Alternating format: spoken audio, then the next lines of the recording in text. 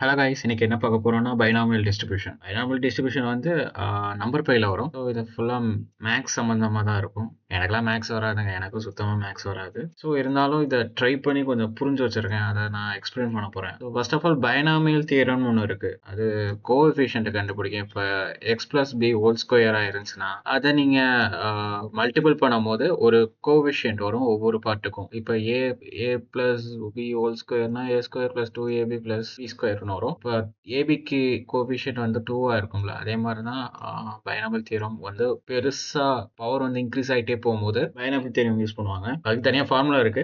இப்போ binomial distribution பார்க்க போறோம். பைனாமியல் டிஸ்ட்ரிபியூஷன் இது வந்து ப்ராபபிலிட்டியில வரும். ப்ராபபிலிட்டியில ஒரு நம்பர் எத்தனை வாட்டி ப்ரெசென்ட் ஆகணும் அப்படின்னு சொல்றதுக்கு தான் இந்த பைனாமியல் டிஸ்ட்ரிபியூஷன். ஸோ அதில் பார்க்கலாம் வாங்க. இப்போ இம்போர்ட் நம்பர் பையில தான் இந்த பைனாமியல் டிஸ்ட்ரிபியூஷன் இருக்கனால நம்பர் பை வந்து என்பியா இன்புட் பண்ணிட்டு இப்போ ஏன்ற வேரியபிளை கிரியேட் பண்ணிட்டோம்னா np.random.binomial distribution பைனாமியல் போட்டாலே பைனாமியல் டேப் அமைக்கிட்டேன். இப்போ என்னன்னா ஃபர்ஸ்ட் வேல்யூ வந்து என்னதான் நம்பர் ஆஃப் ட்ரையல்ஸ் இருக்கும். இதுதான் ப்ராபபிலிட்டி. அப்படின்னா ப்ராபபிலிட்டி அந்த சயின்ஸ் வந்து எவ்வளோ நம்பர்ஸ் வரணும் அப்படின்றது இருக்கு. ஸோ இப்போ நம்பர் ஆஃப் ட்ரையல்ஸ் 1 கொடுத்தோம்னா அது வந்து 0 1 எடுத்திருக்கோம். இப்போ ப்ராபபிலிட்டி வந்து 0.5 கொடுத்தோம்னு வச்சுக்கோங்களேன். இப்போ 0.5 கொடுத்துட்டு பிரிண்ட் பண்ணும் போது என்ன வரும்னா அப்பியர் ஆயிடுச்சு. ஸோ எனக்கு வந்து 1ன்றது வந்து 50% வந்து எனக்கு இந்த லிஸ்ட்ல பிரிண்ட் ஆகணும். 0 அது பேலன்ஸ் உள்ளதெல்லாம் அந்த 0.5க்கு அந்த 50%க்கு வந்து அந்த பேலன்ஸ் உள்ள 0 ப்ரெசென்ட் ஆயிருக்கும்.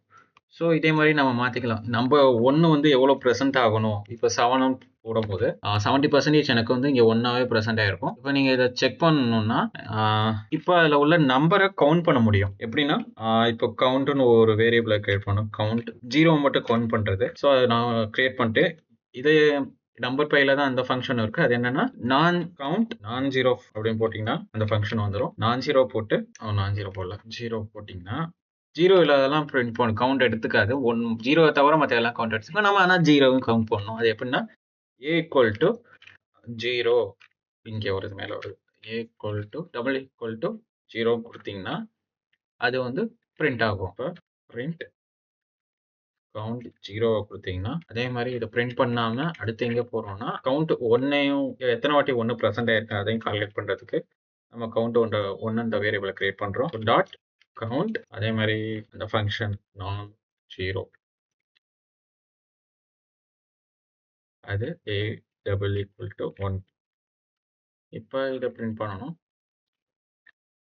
ஸோ பிரிண்ட் கவுண்ட் 1 கொடுத்தீங்கன்னா எவ்வளோ வேல்யூ ப்ரெசென்ட் ஆயிருக்கு. நம்ம வந்து 70% வேல்யூ வந்து 1 தான் பிரிண்ட் ஆயிருக்கணும். அப்போ வந்து கால்குலேட் பண்ணும்போது 1000ல் 700 வேல்யூஸ் வந்து எனக்கு 1ஆ தான் கிடைக்கணும். பேலன்ஸ் 30% வந்து எனக்கு 0வா இருக்கணும் அப்படின்றது தான் இதோட அர்த்தம். ஸோ நம்ம ரன் பண்ணும்போது கிட்டத்தட்ட 700 வேல்யூஸ் ப்ரெசென்ட் ஆயிடுச்சு.